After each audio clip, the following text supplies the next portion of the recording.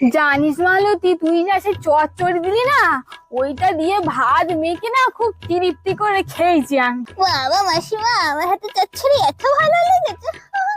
তোমাদের বাড়িতে যদি ভালো রান্না না হয় না, মানে তরকারিতে যদি স্বাদ টাদ না হয়, আমাকে একবার বলো, আমি বাটি করে তরকারি দিয়ে যাব।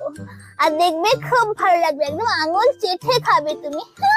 আসলে কি বলতো, শুধু রান্না না, আমি সব কাজে কর্মে একদম পারদর্শী।